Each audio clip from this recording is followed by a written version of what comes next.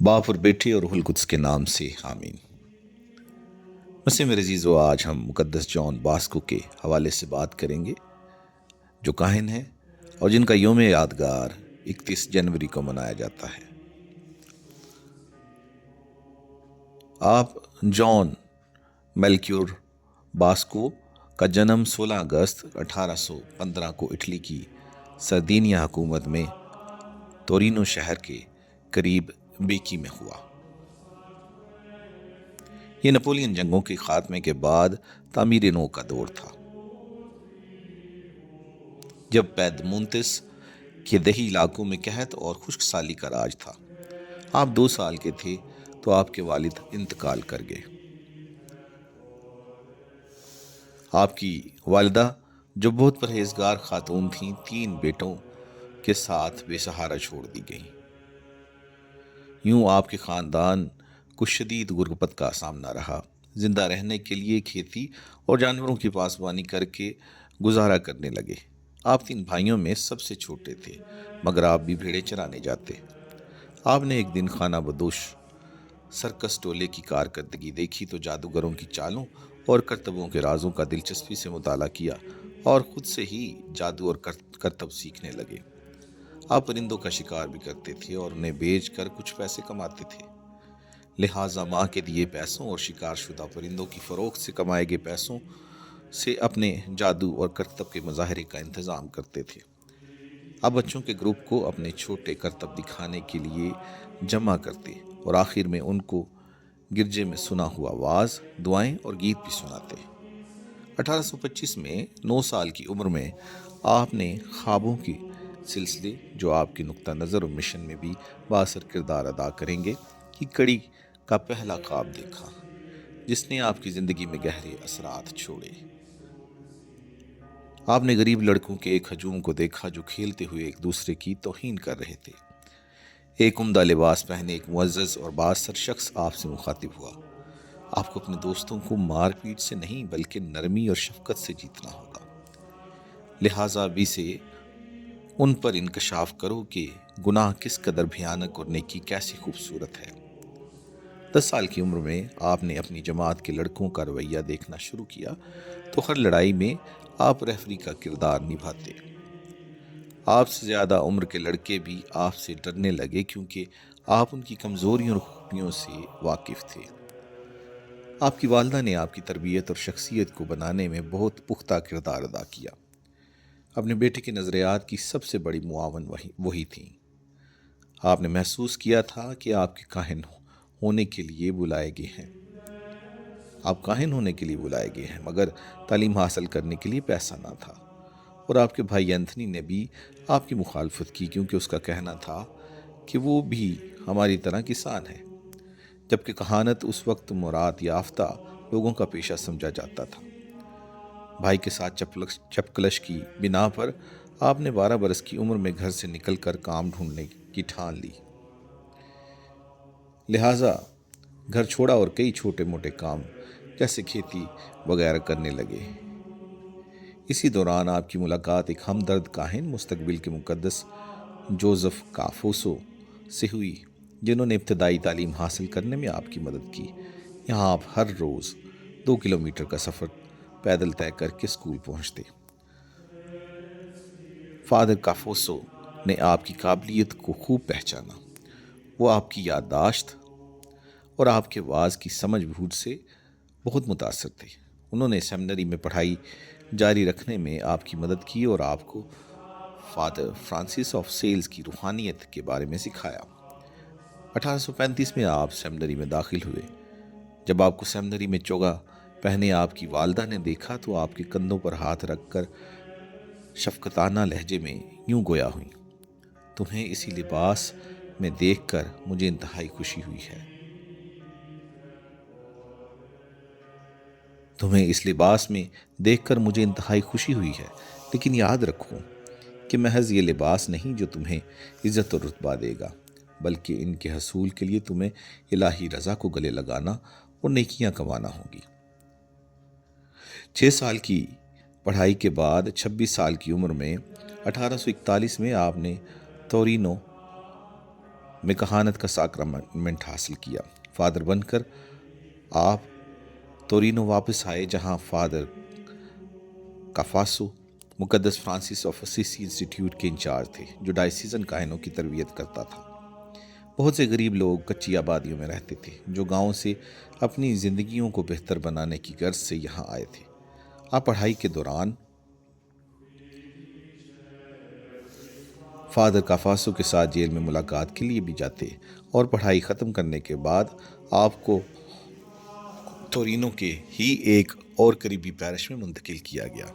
یہاں بھی آپ جیل میں قیدیوں سے ملاقات کے علاوہ مذہبی تعلیم پڑھاتے اور کئی قریبی پیرشوں میں رسالت میں بھی معاونت کرتے۔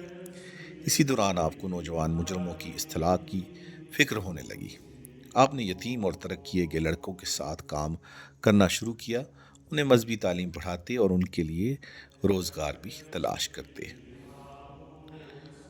آپ نے محسوس کیا کہ آبادی اور نقل مکانی کے بڑھنے کی وجہ سے پیرش میں مختلف روایتی طریقہ کار ناکافی ہے، لہٰذا آپ نے لڑکوں سے وہاں ملاقات کرنا شروع کی جہاں وہ کام کرتے تھے، اور مارکیٹ اور دکانوں میں ان کے ساتھ اجتماع کرنے لگے۔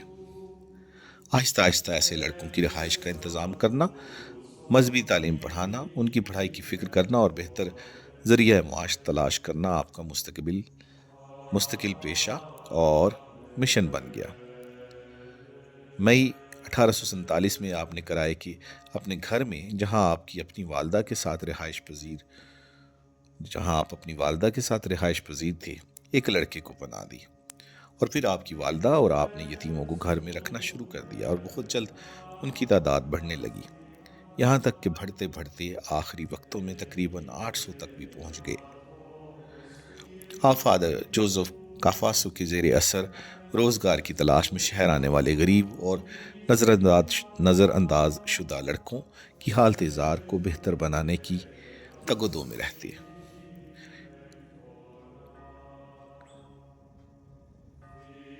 اٹلی کو صنعت کاری اور شہر کاری کے برے اثرات کا سامنا تھا۔ آپ نے اپنی زندگی گلی کوچوں میں تعلیم کو عام کرنے، نابالغ مجرموں اور دیگر پسماندہ نوجوانوں کی زندگی کو بہتر بنانے میں صرف کی۔ آپ نے سزا کی بجائے محبت پر مبنی تدریسی طریقہ ایجاد کیا، جو بعد میں روک تھام کے سلیشن سسٹم کے نام سے مشہور ہو گئے۔ کرائے پہ لیے گئے احاطے میں آپ لڑکوں کو تعلیم، مذہبی ہدایات اور تفریح بھی فراہم کرتے تھے۔ آخرکار ان گنت کوششوں کے بعد آپ ایک گرامر سکول، ٹیکنیکل سکول اور ایک گرجا گھر کی تعمیر میں کامیاب ہو گئے، اور آپ ان سب کی سربراہی کر رہے تھے۔ آپ نے مقدس فرانسس آف سیلز کی روحانیت اور فلسفہ کو اپنایا۔ آپ مقدسہ مریم کواری اور مدد مسیحیوں کے پرجوش عقیدت مند تھے۔ آپ کو عالم کی نسبت عملی شخصیت قرار دیا گیا۔ آپ ایک غیر معمولی مورخ تھے۔ آپ نے رومی ریاست کے زوال کے نام سے اطالوی تاریخ کا مجموعہ تحریر کیا، جس کا ترجمہ بھی کیا گیا، اور تاریخی عالم قدیم سے جدید تہذیب کی بنیاد پر اس کی ثقافتی اہمیت کو جانتے ہیں۔ آپ ایک قابل سوانح نگار بھی تھے۔ آپ نے فادر کافاسو کے سوانح عمری تحریر کی، جو آپ کے استاد رہے تھے۔ آپ مقدس دومنک ساویو کے معلم بھی رہے تھے۔ آپ نے ان کی بھی سوانح عمری تحریر کی، جو ان کو مقدس بنانے کے سلسلے میں بہت معاون ثابت ہوئی۔ اس کے علاوہ آپ نے ایک مقبول اور فصیح و مبلغ کے طور پر بھی شہرت حاصل کر لی، کیونکہ آپ اپنی جادوئی چالوں اور کرتبوں سے ہجوم کی توجہ حاصل کرنے میں کافی ماہر تھے۔ آپ باہمی امدادی معاشروں کے علمبرداروں میں سے ایک ہیں، جو تورینو شہر میں کیتھولک نوجوان تارکین وطن کارکنوں کے لیے باہمی تعاون کے طور پر مالی امداد کے لیے شروع کیے گئے تھے۔ 1850 میں آپ نے دستکاری کے طلباء اور ان کے ساتھیوں کی مدد کے لیے قوانین بھی مرتب کیے۔ جب ان میں سے کوئی غیر ارادی طور پر کام کے بغیر ہو یا کوئی بیمار پڑ جائے، 18 اپریل 1969 میں تورینو میں مریم مدد مسیحیوں کے نام سے بسیلکا تعمیر کرنے کے ایک سال بعد آپ نے مریم مدد مسیحیوں کی ایسوسی ایشن قائم کی اور اسے سلیشن روحانیت اور مشن سے منسلک کر دیا جو عام لوگوں کے مختلف تعاون سے آسانی سے پورا کیا جا سکتا تھا۔ اس کا مقصد ساکرمنٹو اور مقدسہ مریم سے عقیدت کو فروغ دینا تھا۔ 1875 میں آپ نے سلیشن بلیٹن کی اشاعت شروع کی جو آج بھی 30 زبانوں پر مشتمل ہے، 50 جلدوں میں جاری ہے۔ 1876 میں آپ نے غریبوں کے لیے اسی تعلیمی مشن کے ساتھ سلیشن کے معاونین کی ایسوسی ایشن کے نام سے عامة المومنین کے لیے ایک تحریک کا آغاز کیا۔ آپ کام کو جاری رکھنے کے لیے مختلف تنظیموں اور مراکز کا ایک نیٹ ورک بھی تیار کر چکے تھے۔ مختلف حلقوں سے آپ کی اور آپ کے کاموں کی مخالفت ہونے لگی۔ دیگر فادر صاحبان کا الزام تھا کہ آپ دوسرے پیرشوں سے نوجوانوں اور بزرگوں کو چرا رہے ہیں۔ قوم پرست سیاستدان آپ کے سینکڑوں نوجوانوں کی تربیت کے پلیٹ فارم کو انقلابی میدان کے طور پر دیکھ رہے تھے۔ تورینو میں پولیس کے سربراہ مارکس آف کاور نے کھلے عام تعلیمی یا مذہبی تربیت کو عام سیاست اور ریاست کے لیے خطرہ سمجھا اور وہ پاپا اختیار کے لیے آپ کی حمایت کے لیے مشکوک تھے۔ آپ کے بارے میں بہت دفعہ تفتیش کی گئی، آپ پر کئی جان لیوا حملے بھی ہوئے، مگر آپ کبھی پیچھے نہ ہٹے اور مشنری اور فلاحی کاموں کو ہمیشہ جاری رکھا۔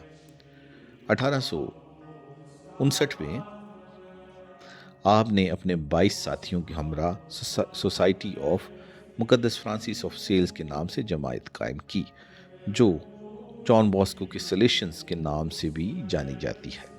یہ جماعت آپ کی موت سے پہلے ہی انگلینڈ، فرانس، اسپین اور جنوبی امریکہ تک پھیل چکی تھی۔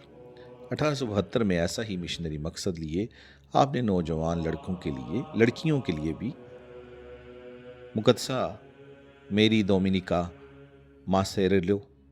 ماسیریلو کے ساتھ مل کر دختران مقدسہ مریم مدد مسیحیوں کے نام سے ایک جماعت قائم کی، سلیشن سسٹرز آف جان باسکو۔ آپ نے 31 جنوری 1888 کو وفات پائی۔ آپ کے بعد آپ کے کام کو آپ کے ابتدائی شاگرد، ساتھی اور کامکار مائیکل روا نے جاری رکھا، جنہیں پوپ لیو 13ویں نے 1888 میں سلیشن کا ریکٹر میجر مقرر کیا۔ پوپ پائس 11ویں، جو آپ کو تب سے جانتے تھے جب آپ جوان کاہن تھے، نے آپ کو 1 اپریل 1934 کو مقدس قرار دیا اور آپ کو نوجوانوں کے استاد اور باپ کا خطاب بھی دیا۔ پوپ پائس 12ویں نے آپ کو 1949 میں کیتھولک پبلشرز کا مربی قرار دیا۔